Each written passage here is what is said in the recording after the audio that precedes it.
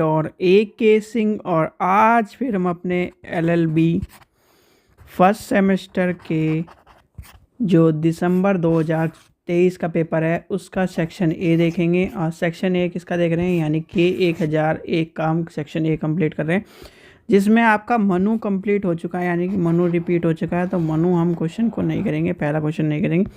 दूसरा क्वेश्चन आपका आता है बेंथम, सालमंड, और इस तरह से हम क्वेश्चन को कंप्लीट करते जाएंगे। तो समय व्यर्थ न करते हुए चलिए शुरू करते हैं। और सभी आप LLB फर्स्ट सेमेस्टर के स्टूडेंटों को पता है कि आपका एग्ज़ाम लगातार है, तो आप अगर प्रीवियस ईयर हमसे लेना चाहते हैं तो लिंक डिस्क्रिप्शन में दिया गया है, वहाँ से जाकर आप पेमेंट कर व्हाट्सएप नंबर पर स्लिप भेजोगे, विदिन 24 आवर आपके नोट्स आपके गूगल ड्राइव पर पहुँच जाएंगी। ठीक है, तो आपको कहीं ना कहीं इस चीज़ का ध्यान रखना है। तो चलिए शुरू करते हैं आज की कहीं ना कहीं क्लास को। तो सबसे पहला क्वेश्चन तो आपका रिपीट हो चुका है, सेकंड क्वेश्चन को हम देखेंगे। तो चलिए शुरू करते हैं आज का क्वेश्चन, यानी कि बेंथम का क्वेश्चन है। तो बेंथम के ऊपर जब आपकी बात आती है तो सबसे पहला बात आती है बेंथम। ठीक है, बेंथम क्या है, यानी कि इसका पूरा नाम क्या है, जेरेमी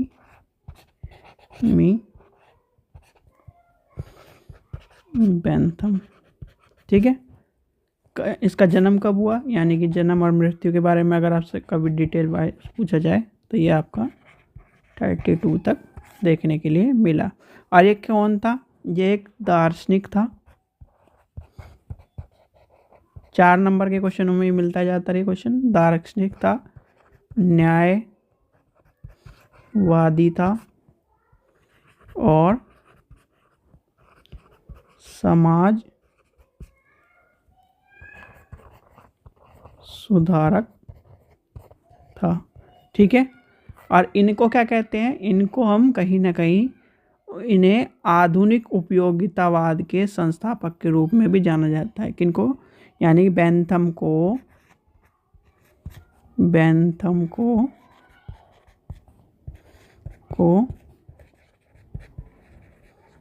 आधुनिक उपयोगितावाद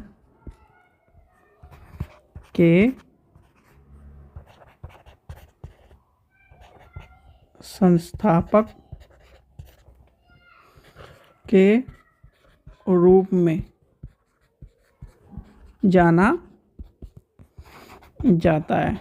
ठीक है, जिससे कहीं ना कहीं हम इस चीज़ के बारे में कह सकते हैं कि बेंथम कौन था, आधुनिक उपयोगितावाद के संस्थापक थे, जो कहीं ना कहीं क्या है, एक दार्शनिक थे, न्यायवादी थे और समाज सुधारक थे।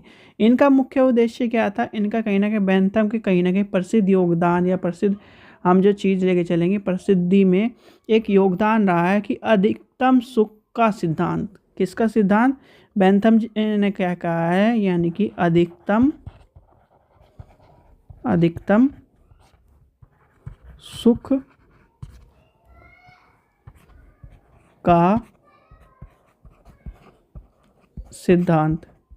ठीक है, अधिकतम सुख का सिद्धांत दिया है, यानी कि ग्रेटेस्ट हैप्पीनेस प्रिंसिपल का सिद्धांत दिया है। और यानी इनका तर्क था कि सही कार्य वही है जो अधिकतम लोगों को के लिए अधिकतम सुख दे। भाई, अधिकतम लोगों के लिए अधिकतम सुख दे, सुख की कामना करने का कहीं ना कहीं बेंथम का योगदान है। यानी सुख बनाम दुख, क्या है, सुख बनाम दुख।